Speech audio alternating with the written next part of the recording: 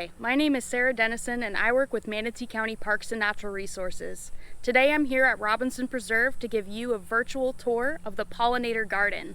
Let's go learn about the plants and animals that call it home and ways that you can create your own pollinator garden at home. As you enter Robinson Preserve at 17th Avenue Northwest, the first thing you'll probably notice is the Valentine house. Built in the late 1800s, this historic home was formerly located in Palmetto. If you continue to the right of the Valentine house, you'll find our pollinator garden and gazebo. While it may not look like much more than weeds and shrubs to the untrained eye, our pollinator garden is packed full of native plants and teeming with diversity. There are a few important components that can help a pollinator garden reach its full potential. The first is nectar sources. These are flowering plants that attract hungry pollinators with sweet nectar. In return, the pollinators inadvertently carry plant pollen between flowers, fertilizing them and supporting the production of fruit and seeds. In your pollinator garden, try to plant flowers with different blooming times to ensure that nectar is available all year round. Choose plants with different colors and shapes to satisfy different pollinator feeding preferences and mouth parts. The second component of a successful pollinator garden is larval host plants. Milkweed plants like this one in the genus Asclepias are the perfect host plants for monarch, queen, and soldier butterfly caterpillars to devour before undergoing metamorphosis and becoming adult butterflies.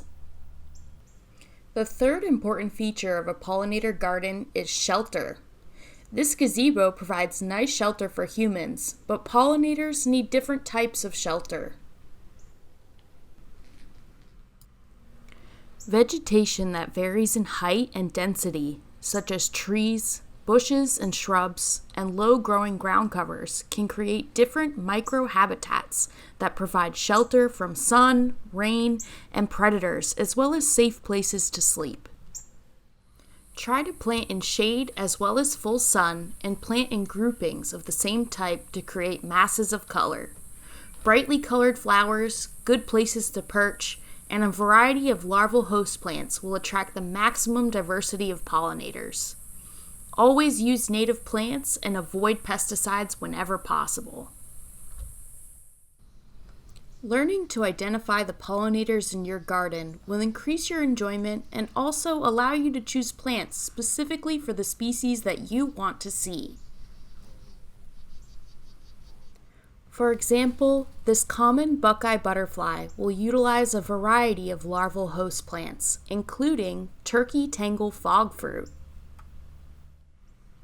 You have likely stepped on this plant without realizing it. Turkey tangle fog fruit creates a thick ground cover and is a great nectar source as well as a larval host plant for the Phaon crescent, white peacock, and common Buckeye butterflies.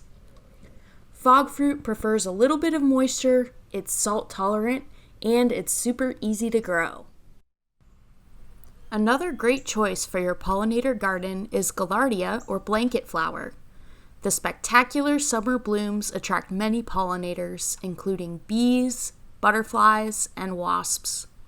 Birds also love to eat the seeds. Growing across the southern United States, blanket flower does not mind dry, sandy soil and prefers full sun. Spotted bee balm is by far the most popular plant in our garden at this time of year, and it's absolutely loaded with pollinators. You may not know that bee balm contains the oil thymol, which is also found in thyme and oregano, and it is sometimes used by humans as a spice or tea. The showy parts of this plant that you are seeing are actually the pale purple bracts, which are modified leaves beneath the flowers. The flowers themselves are small and whitish to yellowish with purple spots. Bee balm grows readily in dry, disturbed areas with full sun. Beach sunflower is one of my favorite pollinator plants to have around. The cheery, miniature sunflower blooms form a dense thicket that shelters small insects, birds, and other animals. While there are many great native plants to utilize in a pollinator garden, the last one I would like to highlight is firebush. This shrub has beautiful tubular red and orange flowers that bloom for months and attract hummingbirds and a wide variety of butterflies. Firebush is the host plant for the Pluto sphinx moth and is a great shrub to use as a hedgerow that adds vertical diversity to your garden. Gardeners love this plant because it is heat and drought tolerant and can grow in a range of soils. Once established, this plant is practically indestructible. Birds and small mammals feed on the fruits of this lovely shrub. The next time you visit the Robinson Preserve Pollinator Garden, see if you can identify some of the plants growing there. Take a break in the gazebo and watch the pollinators go about their work, or stop by Genbu the Gopher Tortoise's home and say hi.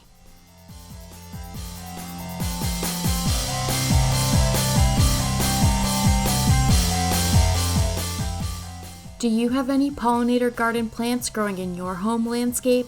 Tell us about them in the comments. Thanks for watching.